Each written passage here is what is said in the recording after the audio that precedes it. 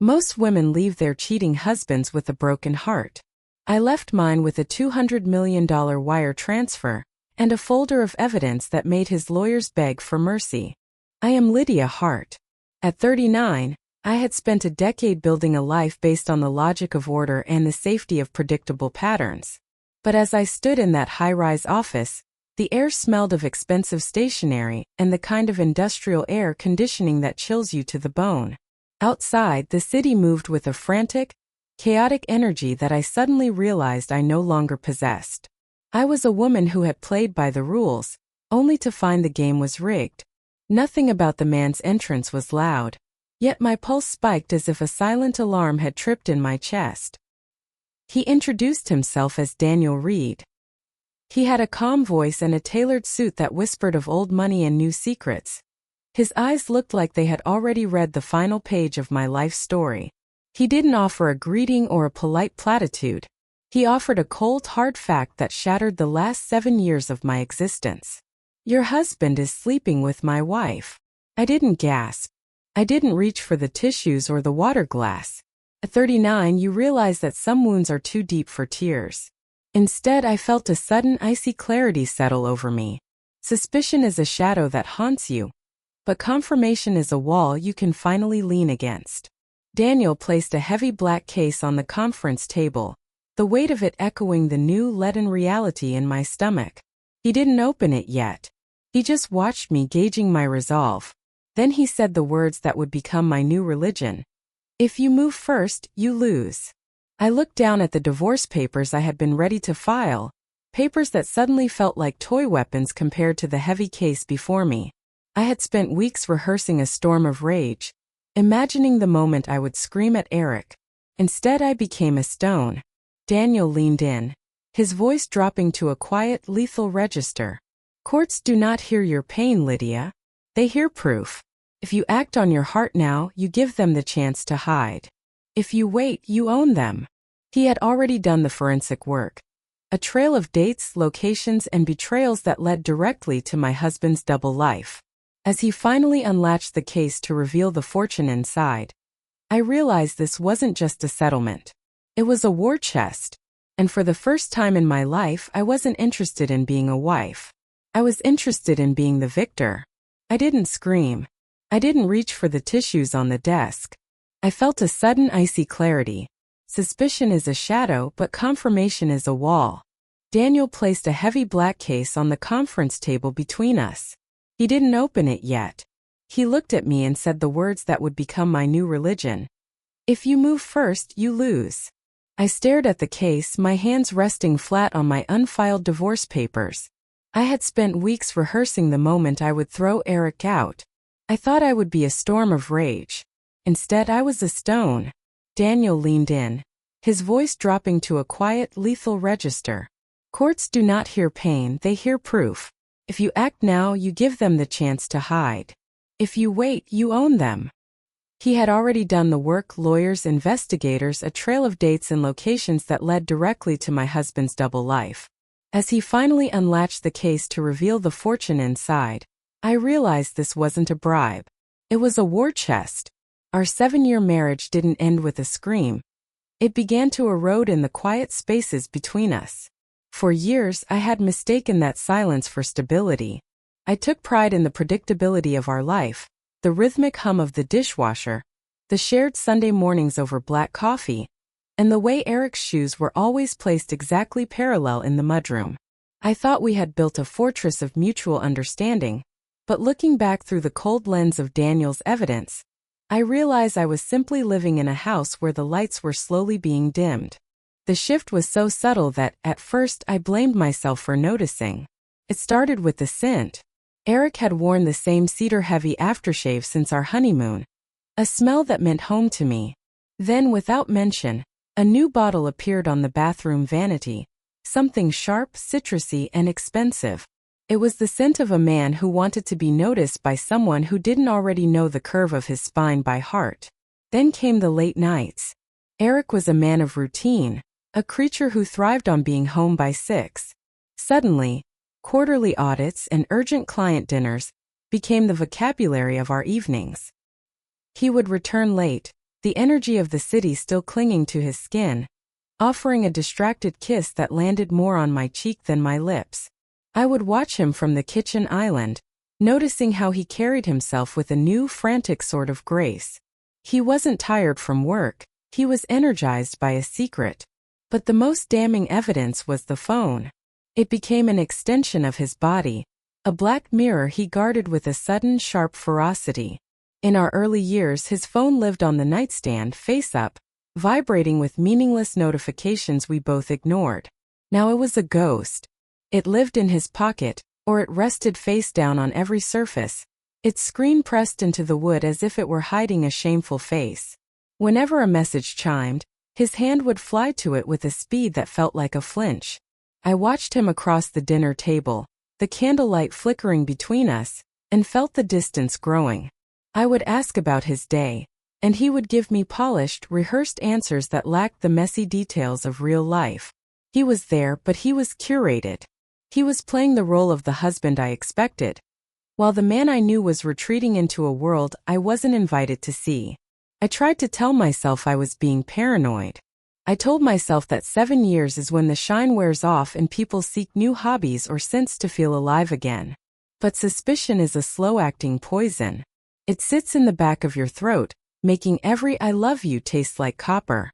I started noticing the way he looked at his watch when he thought I wasn't looking, the way he would suddenly find a reason to leave the room to take a call, and the way he stopped mentioning Brooke, a colleague he used to talk about with casual indifference.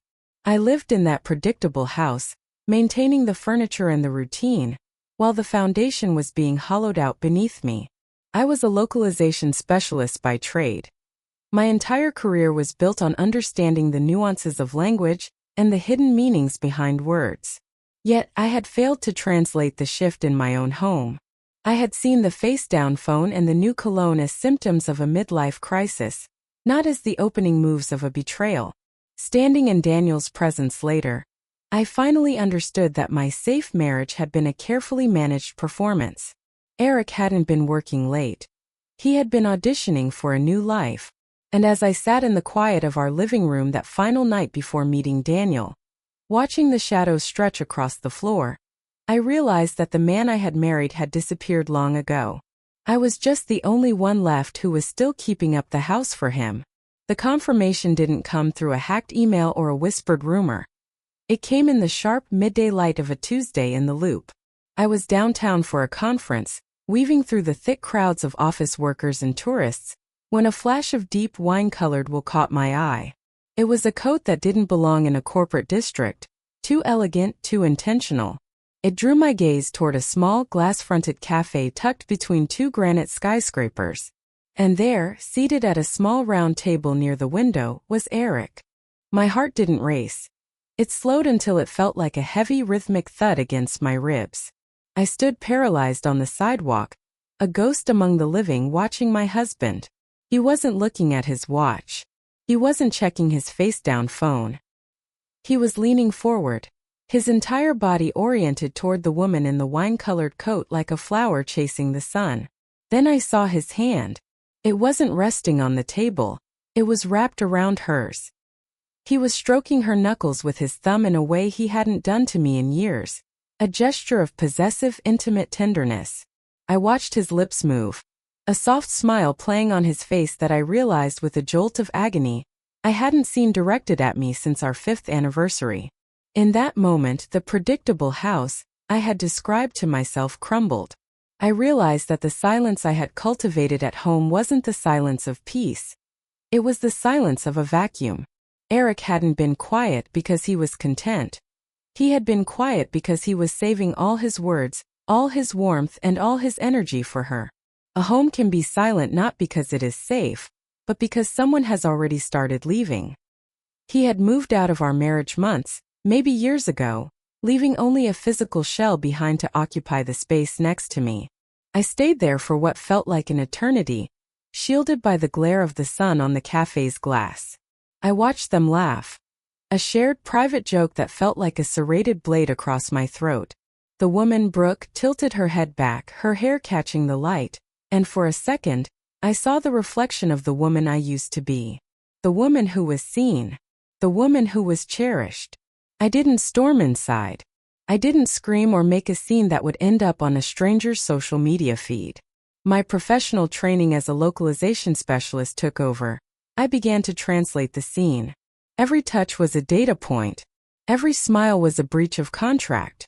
I reached into my bag, my fingers brushing against the divorce papers I had been carrying like a hidden weapon, and I realized they weren't enough. Not yet. The air around me felt thin and cold. I realized that while I had been worrying about new colognes and late meetings, Eric had been building an entire parallel universe. He wasn't just having a fling. He was inhabiting a different life. He looked younger, lighter, as if the weight of our 7 years together had been a burden he was thrilled to set down. I turned away before they could look up and see the wreckage of my face. As I walked back toward the train station, the city felt loud and abrasive, a mocking contrast to the hollow stillness inside me. I finally understood the terrifying truth. Betrayal isn't a single event. It's 1,000 tiny subtractions. It's the kiss not given, the question not asked, and the hand not held under the table. By the time I reached the suburbs and pulled into our driveway, the house looked like a tomb. I walked through the mudroom, past Eric's parallel shoes, and sat in the kitchen. The silence was deafening now. I looked at the face-down phone he had left on the charger and felt a surge of something much colder than grief. I wasn't just a wife anymore. I was an observer. I was the person who knew the truth in a house built on lies. Eric was already gone, and as I sat there in the fading afternoon light, I made a silent vow. If he had already started leaving, I would make sure that by the time he finally walked out the door, he would have nothing left to take with him. The safe silence of our home was over. The strategic silence of my revenge had begun. The transition from the cafe in the Loop to the sterile conference room where I met Daniel Reed felt like stepping from a fever dream into a cold, clinical reality. I had been ready to burn my world down with the divorce papers in my shaking hands, but Daniel was the fire suppressant I didn't know I needed. He sat across from me, a man carved from granite and expensive wool, holding a black briefcase that looked like it contained the secrets of a small nation. "You want to serve him tonight," Daniel said, his voice a calm, low vibration that cut through my internal noise. It wasn't a question. It was an observation of my desperation. You want to see him flinch. You want the satisfaction of the gotcha moment. But I am here to tell you that if you move first, you lose everything. He pushed a thick, heavy folder across the table. It slid with a sickeningly smooth sound. I opened it and the air left my lungs. These weren't just the blurry sidewalk shots I had imagined. These were high-resolution glimpses into a life I hadn't been invited to. Eric and Brooke at a secluded beach. Eric and Brooke entering a building I didn't recognize. The dates went back 18 months. While I was celebrating our 6th anniversary, he was already cataloging the reasons to leave. "If you confront him now," Daniel continued, his eyes locked onto mine with a terrifying intensity, "he will apologize. He will weep. He will tell you it was a mistake, and while you are processing your grief, he will be on the phone with a forensic accountant. He will move the offshore assets. He will lose the records for the condo, and he will paint you as the unstable wife who drove him into the arms of another. Courts do not hear your heartbeat, Lydia. They hear the ledger. And right now your ledger is empty." He opened the black briefcase. I expected more paper, more heartbreak. Instead, I saw the dull glow of a bank draft. A figure so large it didn't look real. $200 million. "This is not a bribe," Daniel said, sensing my recoil. "This is compensation for endurance. My wife has been funneling my family's legacy into your husband's investments for 2 years. If we strike now, the money stays in the shadows. But if you can stay in that house for 90 more days, if you can be the wife he expects while we document the final, undeniable transfers of those funds, I will ensure you never have to work a day in your life again. You will not just be divorced, you will be set free." I looked at the money, then back at the photos of Eric's thumb stroking Brooke's knuckles. The rage was there, a hot liquid sun in my chest, but Daniel's logic was a cooling frost. He was offering me the one thing Eric had tried to steal. A future where I held all the cards. 90 days, I whispered. My voice sounded thin like parchment. 90 days of silence, Daniel corrected. You will eat dinner with him. You will ask about his day. You will let him think his face-down phone is a secret. Every time he lies to you, you will thank him for the evidence. We are building an architecture of patience, Lydia. We are giving them enough rope to hang their own reputations. He stood up, leaving the folder and the promise of a fortune on the table. Most people fail because they cannot handle the weight. They crack under the weight of the lie. But you are a localization specialist. You know how to translate meaning. Translate your anger into a weapon. Go home, Lydia. Be the wife he thinks he's fooling. Let the silence of that house become your armor. As I walked out of the building and into the cool evening air, I felt a shift in my own gravity. I wasn't the victim of a wine-colored coat anymore. I was an operative. I drove home, parked the car and took a deep breath before walking through the door. Eric was there, the scent of his new citrus cologne filling the hallway. He looked up from his phone, which he quickly flipped over, and offered me that practiced, distracted smile. Long day? He asked. Very long, I replied, hanging my coat exactly where it belonged. I looked at him and felt nothing but a cold, calculating resolve. The 200 million wasn't just money. It was the price of my silence, and for the first time in 7 years, I knew exactly what my time was worth. I walked into the kitchen to start dinner. A ghost in my own home, beginning the first of 90 days that would end in his total destruction. The 90-day clock began not with a bang, but with the soft domestic click of the kettle. Living with Eric during the first few weeks of the silent audit was like performing in a play where I was the only one who knew the script had been rewritten. Every morning I made his coffee exactly how he liked it. 2 sugars, a splash of cream, and watched him over the rim of my mug. I became a master of the micro-expression, keeping my face a mask of wifely devotion while my mind was a high-speed processor, logging every time he checked his watch or tilted his phone away from my line of sight. The discipline required was agonizing. There were nights when the citrus scent of his new cologne felt like a physical weight on my chest, making it hard to breathe. I wanted to scream, to throw the hot coffee in his face, to demand he tell me the name of the woman in the wine-colored coat. But then I would feel the weight of the black folder Daniel had given me, or remember the cool, steady promise of the $200 million, and the rage would crystallize into a cold, hard diamond of resolve. I wasn't just his wife anymore. I was his ghost, haunting the house he thought he still owned. My opportunity came on a rainy Thursday when Eric left for his weekly squash game, a lie that had become so routine he barely blinked when he said it. Usually, I would stay in the living room, paralyzed by the silence he left behind. This time, I moved with the precision of a thief. I went straight to his home office, a room I usually avoided out of a misplaced sense of respect for his privacy. Respect was a luxury I could no longer afford. I began with the desk drawers, my fingers gloved in thin silk to avoid leaving prints. I found the usual debris of a corporate life. Expensive pens, old receipts, a stray cufflink. But in the very back of the bottom drawer, hidden behind a stack of outdated tax returns, I found a small unmarked key and a single sheet of paper folded into a tight square. I unfolded it, my breath hitching. It wasn't a bank statement or a love letter. It was a lease agreement for a luxury condo in Evanston, dated 6 months ago. The monthly rent was astronomical, paid in full via a holding company I didn't recognize. But it was the signature at the bottom that made my blood run cold. Eric Whitaker. Below it, in a delicate, looping script that felt like a mockery of my own, was the co-tenant's name, Brooke Lancaster. The betrayal was no longer a sidewalk sighting. It was a physical location. They had a home. They had a kitchen where they likely drank wine, a bedroom where they slept, and a door they locked against the rest of the world, including me. I pulled out my phone, my hand steady despite the roar of the rain against the window. I didn't just take one photo, I took dozens. I captured the lease terms, the holding company's name, and the specific unit number.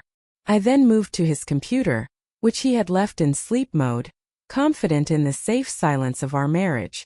Because I knew his patterns, the birthdays, the anniversaries, the names of his childhood pets, I bypassed his password on the third try. What I found was a digital trail of fire. Folders labeled Project Blue contained spreadsheets detailing the siphoning of funds Daniel had warned me about. There were wire transfers to accounts in the Caymans and a series of consulting fees paid out to Brooks' shell company. It was a forensic map of a theft, a systematic draining of our shared life to fund a secret one. I photographed every screen, every line of data, every cold-blooded calculation. Each click of the camera felt like a nail in the coffin of the man I had once loved. Eric believed his guard was down because he thought I was still the woman who confused quiet with loyalty. He thought I was the localization specialist who only cared about the nuances of words, never realizing I was now translating his every move into a legal death sentence. When I finished, I restored everything to its exact place. I smoothed the rug, tucked the key back behind the tax returns, and slipped out of the room just as the garage door began to hum. By the time Eric walked through the mudroom, shaking the rain off his umbrella and offering a distracted apology for being late, I was in the kitchen, stirring a pot of risotto. I really looked at him and saw a stranger. He looked tired, the kind of exhaustion that comes from maintaining a lie, while I felt an electric surge of power. "How was the game?" I asked, my voice as smooth and predictable as the house around us. "Fine," he lied, leaning in to give me that hollow citrus-scented kiss. "A bit grueling, actually. I think I'm losing my edge." I smiled, a thin, sharp expression he mistook for sympathy. "Don't worry, Eric. I think you're exactly where you need to be." As he walked upstairs to shower away the scent of the other woman, I returned to the risotto. The silent audit was working. I had the lease, I had the ledgers, and I had the secret of the Evanston condo tucked away like a loaded gun. 90 days seemed like a long time, but as I watched the steam rise from the stove, I realized I could wait forever if it meant watching him realize, too late, that the wife he thought was a shadow was actually the one holding the light. The morning Eric left for Tampa, the air in our bedroom felt surgically cold. I watched him pack with the practiced efficiency of a man who had done this many times before. Linen shirts for the conferences, a new pair of swim trunks tucked beneath his blazers, and that sharp citrus cologne that now served as the sensory trigger for my rage. He moved through the room like a ghost inhabiting a life he had already outgrown, offering me fragments of a schedule that I knew were entirely fictitious. "The keynote is on Wednesday," he said, zipping his suitcase with a final, decisive snap. "I'll likely be tied up with dinners every night, so don't worry if I'm slow to text back. You know how these Florida developers are. They don't know when to stop talking." I stood by the door, leaning against the frame with a cup of coffee that had long since gone cold. I practiced the expression I had perfected over the last 60 days. The supportive, slightly tired wife who was content to stay behind and keep the home fires burning. "Of course, Eric. Just try to get some sun between the meetings. You've been working so hard lately." The irony tasted like ash, but I kept my voice steady. He leaned in to kiss my forehead, a chaste, dismissive gesture, and for a split second, I wondered if he could feel the lightning strike of hatred radiating from my skin. "I'll call you when I land," he promised. I stood at the window and watched his car pull out of the driveway. As soon as the taillights vanished, I reached for my phone. There was already a message from Daniel. "Target is en route to O'Hare. My team is on the ground in Tampa. The net is open." The Tampa trap was the centerpiece of our 90-day audit. While Eric believed he was escaping the drudgery of our marriage for a sun-drenched rendezvous, he was actually walking into a high-resolution documentary of his own downfall. Daniel hadn't just hired private investigators. He had hired architects of surveillance. They were already checked into the resort, 2 rooms down from the suite Eric had booked under a corporate alias. The next 48 hours were a masterclass in psychological endurance. I went to work, I ran errands, and I even went to my yoga class, all while my phone buzzed with silent notifications in my bag. Each ping was a data point provided by Daniel's team. A photo of Eric and Brooke laughing at a poolside bar, her wine-colored bikini a garish echo of the coat I had seen in the Loop.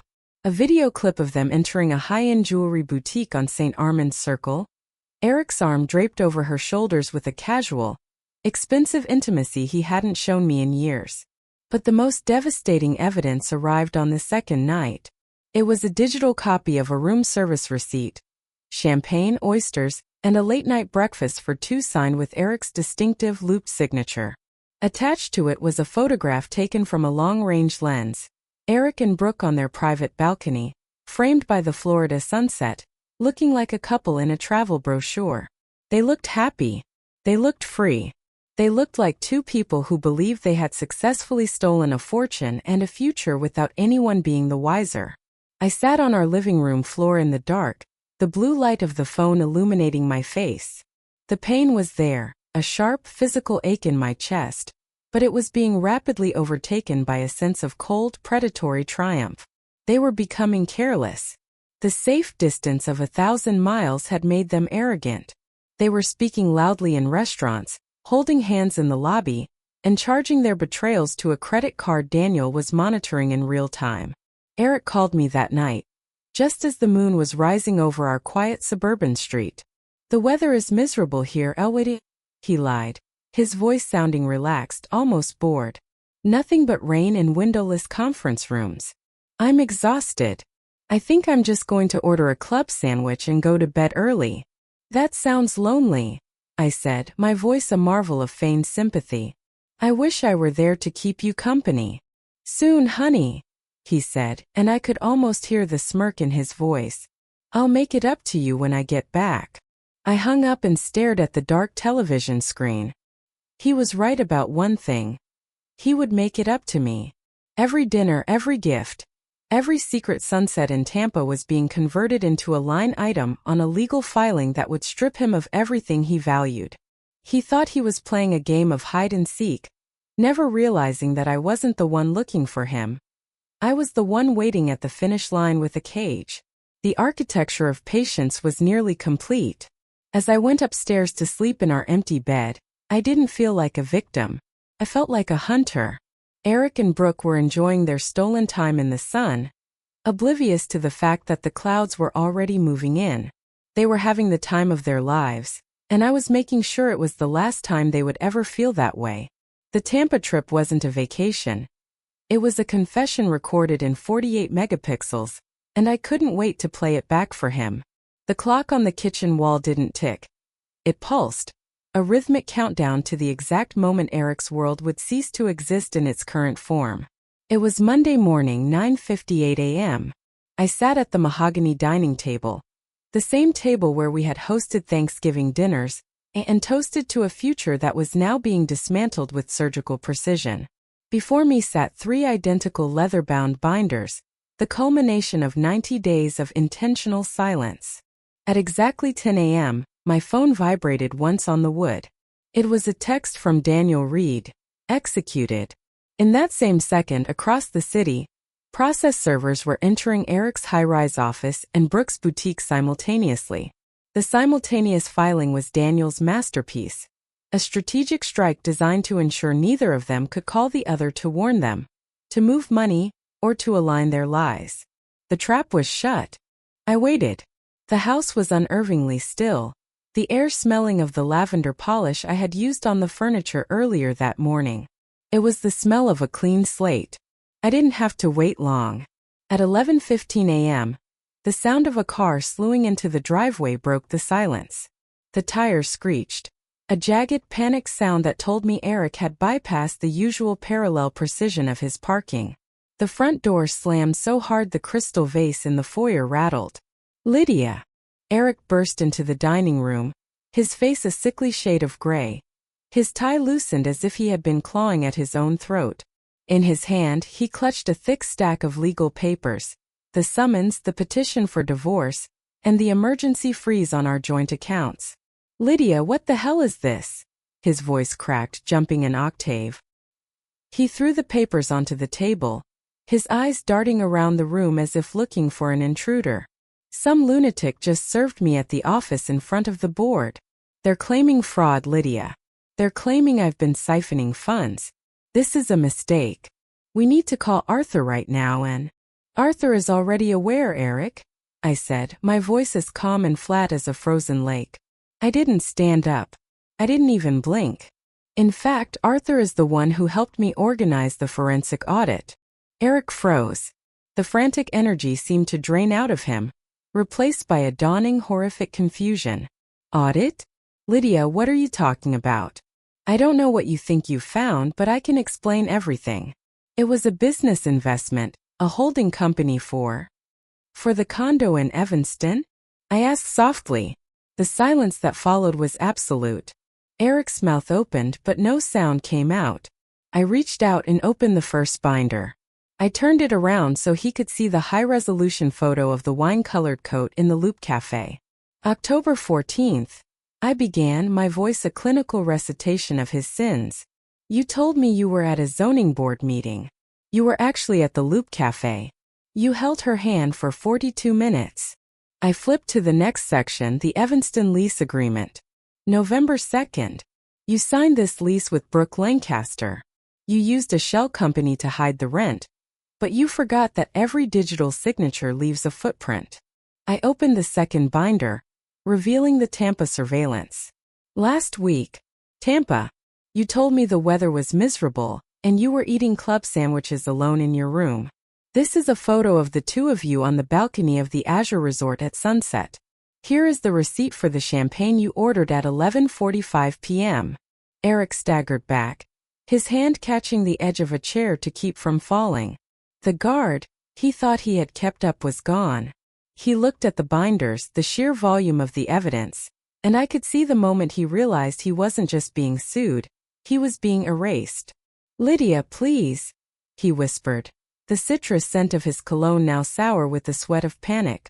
I was going to tell you. It got out of hand. I didn't want to hurt you. You didn't want to get caught, I corrected him. I stood up then, the movement fluid and powerful. I felt taller than I had in years. You thought I was the safe wife who didn't look too closely. You thought my silence was ignorance.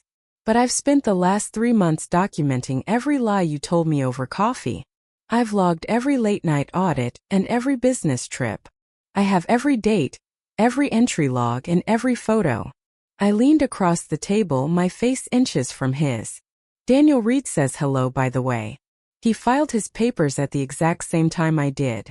Brooke is currently being evicted from the boutique, and by the end of the day, your holding company will be under a court-ordered receivership. You've been planning this? He gasped, his eyes wide with a mix of terror and a strange belated respect. While we were living here. For 3 months. 90 days, Eric. 90 days of watching you flip your phone over. 90 days of smelling her on your skin and smiling at you while I waited for the evidence to be clean. Daniel was right. If I had moved when I first found out, you would have hidden the money. You would have lied your way out of it. But now? There is no version of this story where you win. I picked up my purse from the sideboard. The locksmith will be here in 20 minutes to change the codes. Your clothes are already at the Evanston condo. I suggest you go see if Brooke is still there. Though, from what Daniel tells me, she isn't exactly the loyal type when the bank accounts are frozen. I walked toward the door, leaving him standing in the wreckage of his double life, surrounded by the leather binders that told the story of his own stupidity. I didn't look back to see the expression on his face. I didn't need to. The 10 a.m. execution was over, and as I stepped out into the bright, cold morning air, I realized the silence of the house finally belonged to me. It wasn't the silence of a victim anymore. It was the quiet of the victor. The legal proceedings that followed the execution of the papers were not a battle, but a formal processing of an inevitable conclusion. With the mountain of evidence I had collected alongside Daniel, there were no gray areas for Eric's lawyers to exploit. The divorce was finalized with a clinical speed that mirrored the way I had lived the last 90 days. Quiet, efficient, and absolute. Because the fraud was so meticulously documented, the court-ordered settlement was more than a victory. It was a total restoration. The Evanston condo, the siphoned funds, and the investments were all reclaimed, leaving Eric with the wreckage of a reputation he could no longer afford to maintain. I sat in my living room a month after the final signatures were dry, the air smelling of fresh white paint. I had spent the weekend stripping away the predictable house layer by layer. The beige walls that had witnessed 7 years of gradual erasure were now a crisp gallery white. I had replaced the heavy mahogany furniture with pieces that felt light, modern, and entirely mine. There was no citrus cologne lingering in the hallways, no face-down phone on the charger, and no heavy silence of a man who was already halfway out the door. I realized then that waiting with purpose is the only way to truly win. If I had reacted with the raw, jagged emotion I felt that day at the Loop Cafe, I would have been just another scorned wife fighting for scraps in a messy emotional war. By choosing Daniel's architecture of patience, I had traded a moment of cathartic screaming for a lifetime of security. I had learned that dignity isn't found in the confrontation, it is found in the preparation. The house was silent again, but the quality of the stillness had changed. It was no longer the hollow silence of a vacuum, or the strategic silence of an audit. It was the quiet of a clean slate. I walked into the kitchen and made a cup of coffee, enjoying the way the sunlight hit the new stone countertops. I thought of Daniel, who had received a similar outcome. We had spoken briefly after the final hearing. A conversation of mutual respect between two survivors who had chosen the cold path of proof over the hot path of pain. We didn't celebrate, because there is no joy in discovering your life was a lie. But we found a profound, steady relief. I had repainted more than just the walls. I had repainted my own identity. I was no longer the woman who stayed behind, the help who maintained a facade while her husband built a secret world. I was a woman who knew the exact value of her time and her silence. I had moved forward with dignity instead of chaos, and in doing so, I had made the betrayal the least interesting part of my story. As the sun began to set over the suburbs, I stood on my porch and looked out at the street. I was 39 years old, and for the first time I wasn't waiting for anyone to come home. I wasn't wondering where a wine-colored coat might be, or what a citrus scent might mean. I was simply Lydia Hart, and the silence around me was finally beautifully my own. I had won not because I was lucky, but because I had been intentional. And as I turned back inside to the light of my new home, I knew that the best revenge wasn't just taking everything he had. It was becoming the woman he was never smart enough to keep.